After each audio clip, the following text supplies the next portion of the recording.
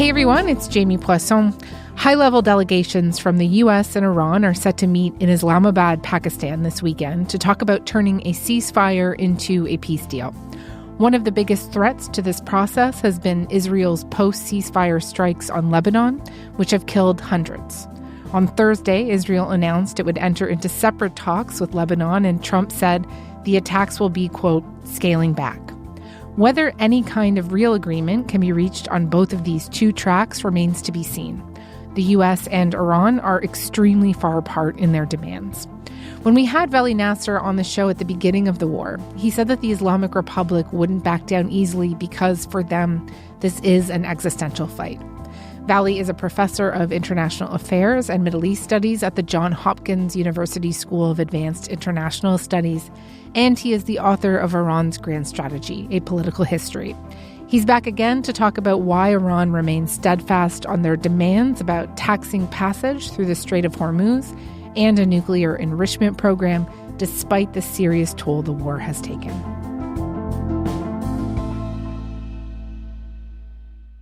Vali, thank you so much for coming back onto the show. It's great to have you. Thank you very much. Good to be back.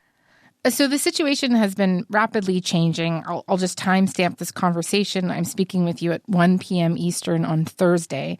As I mentioned in the intro, they're going into these talks in Islamabad. The U.S. is sending Vice President J.D. Vance, along with Middle East Special Envoy Steve Witkoff and Trump's son-in-law, Jared Kushner.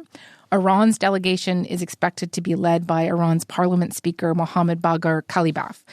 Knowing what you know about these figures, what are you expecting or looking for out of Islamabad this weekend? I think the level of participation in these talks is the highest that the Trump administration and Iran have had before. And Iran was looking to go above Steve Witkoff and Jared Kushner because largely thought that they didn't have grasp of the issues. And in the last round of negotiations in Geneva, they perhaps misrepresented what had been achieved in Geneva at the White House. So I think we're seeing a higher level engaged, but both sides are speaking, if you would, for the principles, which is President Trump and Mojtaba Khamenei in Iran. The core issues that they have to deal with is the nuclear issue, which still is left over from before the war, and then under what terms would there be cessation of hostilities between the two sides? Which party, in your estimation, has the upper hand or any strategic advantage going into these talks? I think Iran has a slight strategic advantage in the sense that it was very clear since 2 weeks ago that President Trump was getting desperate with this war. It had not unfolded the way he had anticipated. The war was not short, did not topple the Islamic Republic. There was no popular rebellion in Iran in support of regime change. And Iran had discovered the strategic advantage in closing the Strait of Hormuz and putting pressure on the economies of the Gulf and on global energy markets in a way that caught the United States off guard. This is already the worst energy shock in the history of the oil market. The amount of oil that we've lost to the Strait of Hormuz is about 20 million barrels a day, which is about 20% of global supplies. We've just never seen anything even close to that. And President Trump found himself facing only two choices. One was to escalate vis-a-vis Iran, capture an island, threaten to send Iran back to the Stone Age, erase its civilization, or to go to talks and try to resolve this war where it was diplomatically. And the Iranians obviously understood that it's the president who really is at this strategic dead end.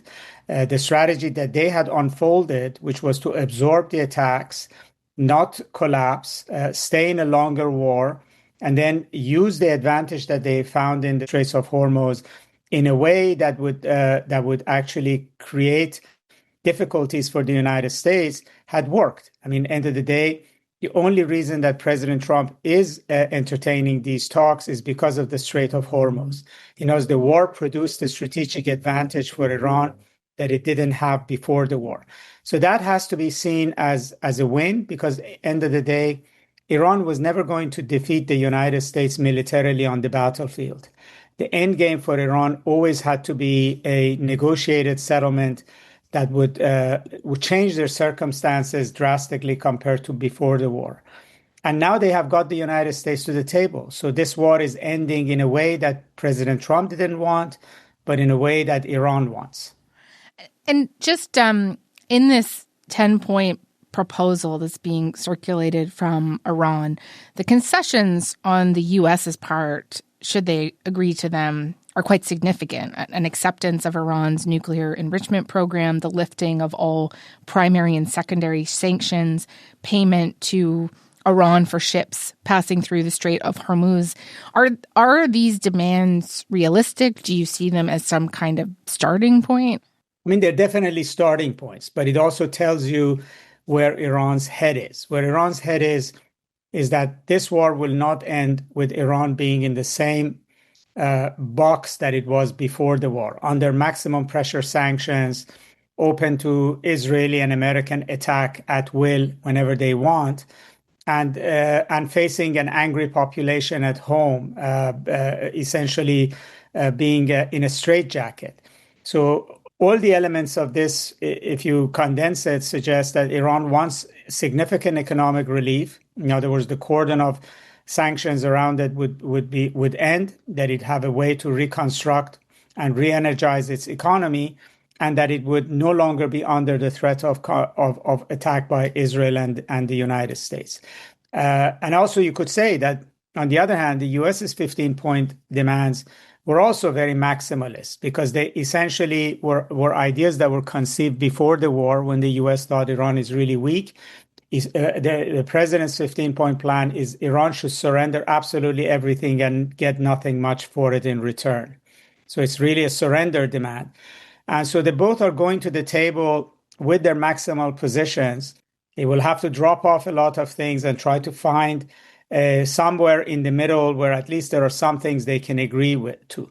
Now, the very fact that the president signaled to the Pakistanis, and I think privately said it much more explicitly, that he's willing to go to Islamabad with his own 15-point plan, but also accept Iran's 10-point plan as a starting point, it already is a massive concession to Iran.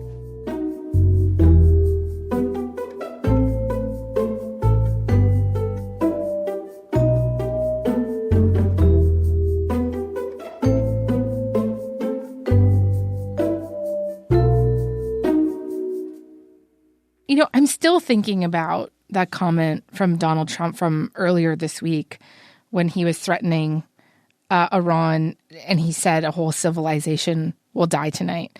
The use of such kind of plain-spoken, frankly, genocidal language is a historical anomaly for a U.S. president, a country certainly responsible for all kinds of violence around the world, but one whose leaders have just never been so plain, I guess, about the use of mass violence and killing.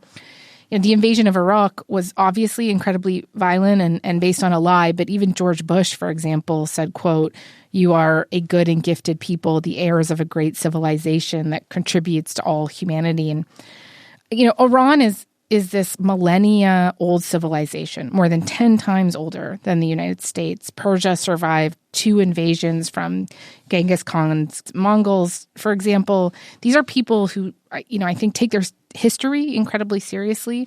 And what do you think that Trump, you know, fundamentally miscalculated about Iran? I mean, first of all, he miscalculated about Iran even before he arrived at this kind of hyperbolic language. He miscalculated the resilience of the Islamic Republic, its ability to survive. He miscalculated the patriotism of the Iranian population. He overestimated how much the population was actually organized against the Islamic Republic. We know that the population is extremely angry at the Islamic Republic and can erupt at any moment, but it's not actually organized into a political movement that could have taken advantage even of the war. And he also underestimated how prepared Iranians were for the war, and underestimated the fact that the Iranians may actually have a strategy, and they may have actually be capable of outflanking him strategically. So the miscalculations were very broad and were systematic. And I think when he arrived at a point of starting to, either with the help of Israel or giving green light to Israel or on his own, attacking Iran's infrastructure, he already was signaling to the Iranians that he had failed. In other words, they had moved from hoping that by killing Iran's leaders, the system would fall, that the people would rise up, to actually going from attacking the system to attacking the state, attacking the country. And particularly when he started attacking the country and its infrastructure, the Iranians understood this to be basically an attempt to make Iran a failed state. There was no longer a pretense of wanting a stable Iran afterwards to be a responsible part of the international community. When he said that I'm going to send Iran back to the Stone Age, that's exactly what the Iranians understood. And therefore, he ended up mobilizing the Iranian population, independent of the Islamic Republic, into a psychology of defense of the country, that this is our responsibility to defend it. So when Iranians began en masse creating human chains around their refineries and their electrical grids, Iranian musicians showed up in front of energy generation facilities playing music.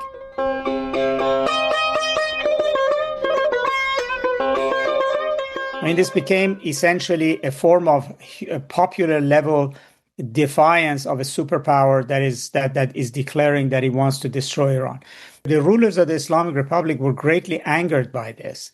And first of all, they threatened that if the United States did this, that they would also destroy everybody else's infrastructure as well. And they had done something along those lines when Israel attacked Iran's gas field. Iran attacked Qatar's gas field. So the message to Trump was that if you go after our electrical grid, we go after everybody else's electrical grid. And then, everybody's going to go dark, not just Iran. And I think President Trump noticed that, or perhaps many leaders in the region began calling him to saying that you're basically playing Russian roulette with our economies and our infrastructure as well. And then the threat to erase Iran as a civilization, that not only grated the Iranian public's feelings, many even thought that he intends to use nuclear weapons on Iran, or what does that actually mean? But it also had impact on what he was intending to do. If he thought that he was going to intimidate Iran to the table, the opposite happened. At that point, there was a channel of communication between Steve Witkoff and Iran's foreign minister. The Iranians immediately shut it down, saying we cannot talk to the United States under these circumstances. And then they went back to only exchanging notes with the Pakistanis over these issues. But in a way, by going to Islamabad, the president backed down from his own over-the-top rhetoric.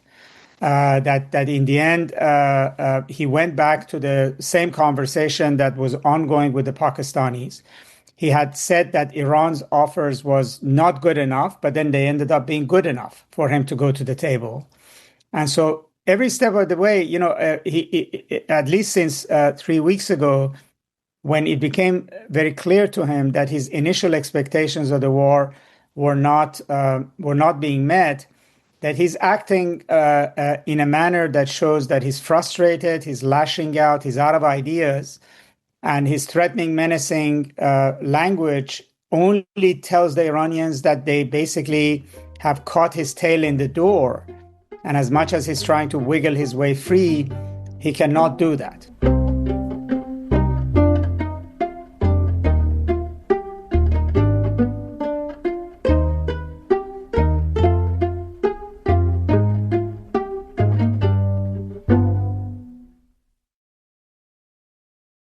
Just to stick with some of the destruction in Iran just for a little bit longer, Iran is home to many UNESCO World Heritage Sites, and a handful of them have been damaged in U.S.-Israeli attacks. Just to name a few, Tehran's Golestan Palace, dating to the 14th century, and the 17th century Chehel, Sotun Palace in Isfahan, the Falak Ol Aflaq Castle in Lorestan Province, which dates back to the Sasanian period, sometime between the 3rd and 7th centuries. The governor of Isfahan, where some of the worst damage has occurred, said the attacks happened after the coordinates of the sites had been shared with all parties.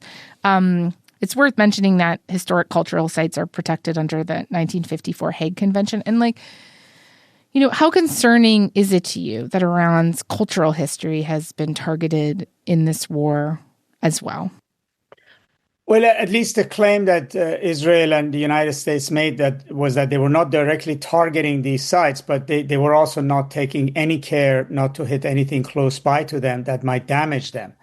And it obviously shows that to them they're approaching this war in a manner, let's say, that Israel approached Gaza or is approaching Lebanon. In other words, total disregard, not just for the people, institutions, but also for history and what it means for the people.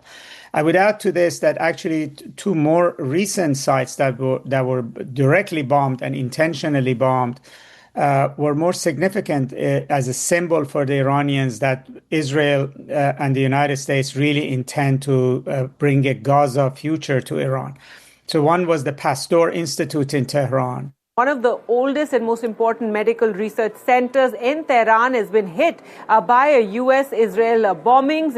And the other one was the Sharif University of Technology, which is known as Iran's MIT, one of the most, or perhaps I can say, the most important technical university of the country. The president of the country. I mean, I haven't seen this degree of reaction from across the political spectrum in Iran as I saw in reaction to bombing of Sharif University.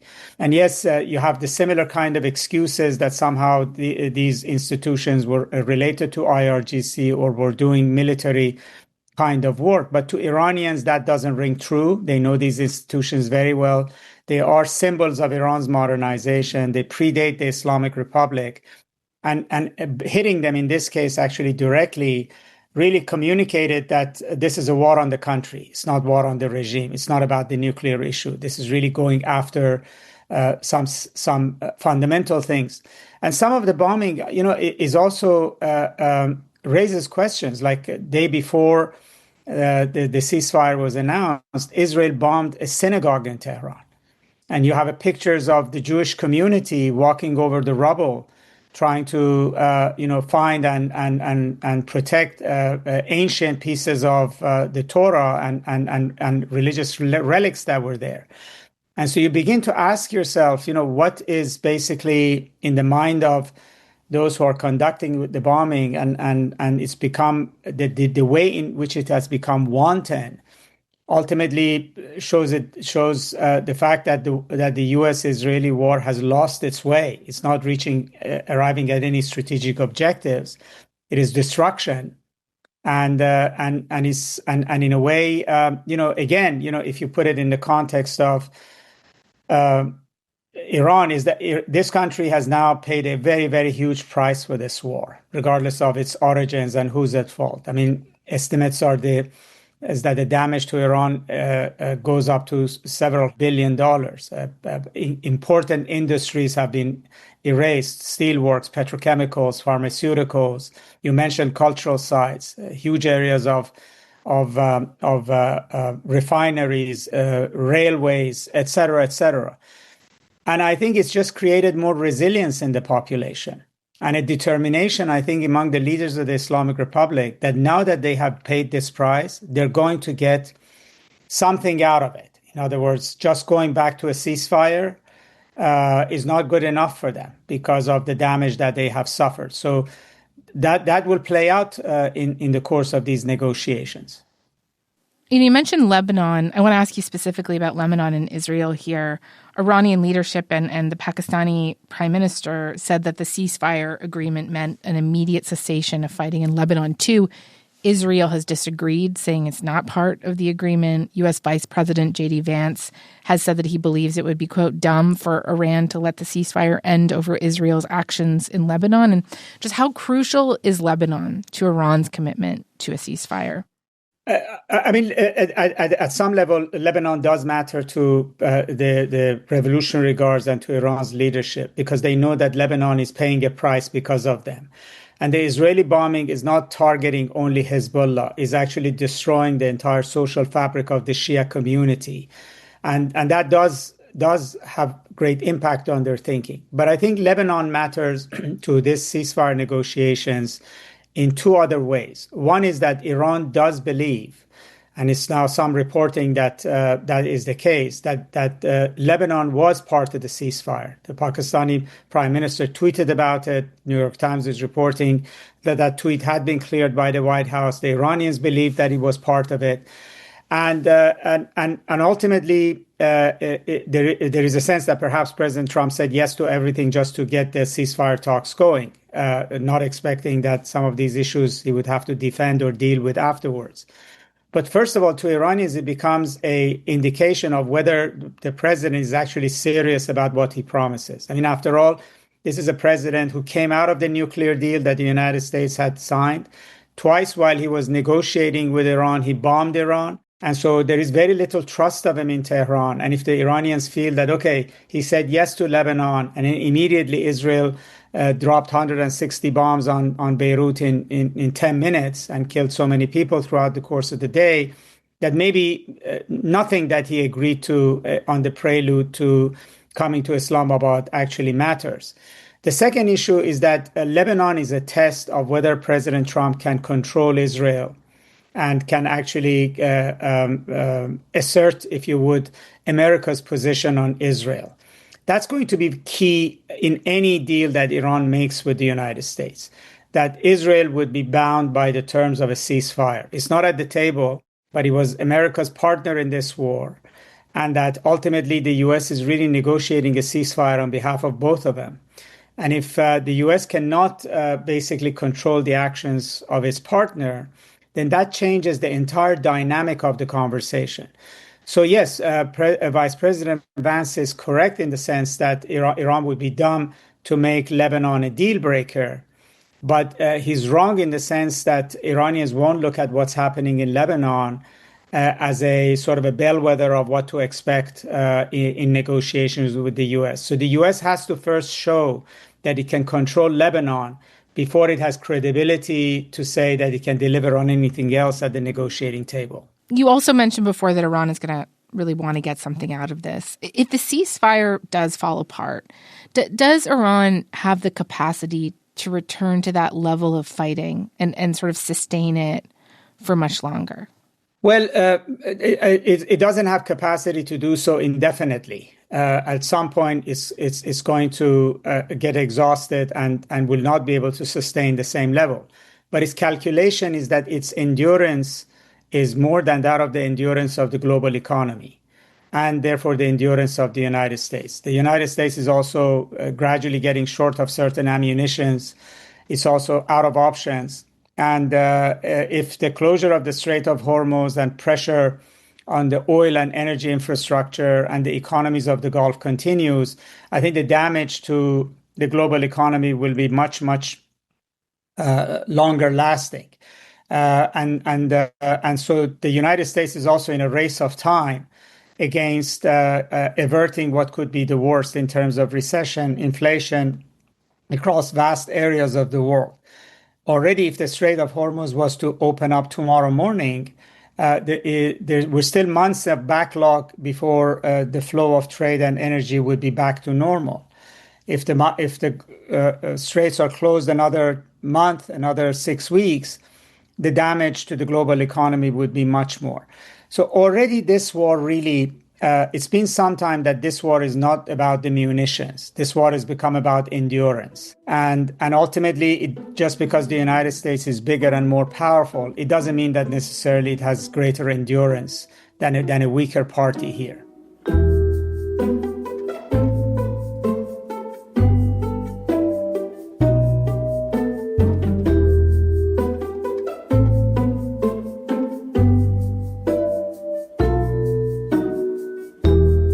Before we go, I do want to get a sense of where you think the Islamic Republic's leadership finds itself currently. Of course, many of them have been assassinated, several political, clerical, and military leaders, including, of course, Ayatollah Khamenei. Now his son has taken over, Ayatollah Mojtaba Khamenei. How has the way the regime is led and governed changed, would you say? I mean, what we're right now witnessing is a wartime cabinet, if you would. So the decisions are all military decisions. The strategy that Iran is implementing was conceived before the war started by the previous set of Revolutionary Guard commanders and the previous supreme leader. But this new leadership is exercising it according to plan. We're not seeing yet much about how they intend to rule over Iran. The indications are not positive. This leadership that is taken over is more hawkish. It has a history of suppression of political dissent in Iran during previous decades. Iran's economy is still bankrupt, has suffered gravely in the war. And we're not that far from January when the Islamic Republic killed thousands upon thousands of Iranians in order to suppress a massive level of protest across the country. So all of that is still there. But all that we are right now seeing is wartime management of a military campaign. I think when the dust settles, then we will have a better understanding as to how this new leadership will be different and in what ways from the previous leadership. And then the second question is, can they actually bring stability domestically to Iran? And that's a really open question, given the set of problems that I just mentioned, that they basically will be governing over Iran that is economically more broken, even if it can claim that it did well in the war. It's still militarily, economically broken. It still has a deep gash of wound because of the January uprising and the suppression to deal with. It's still hugely disliked by a large swath of the Iranian population beyond this war. So the political fate of the Islamic Republic is far from certain going forward. Vali, thank you so much for this. Thanks for having me. Good speaking with you.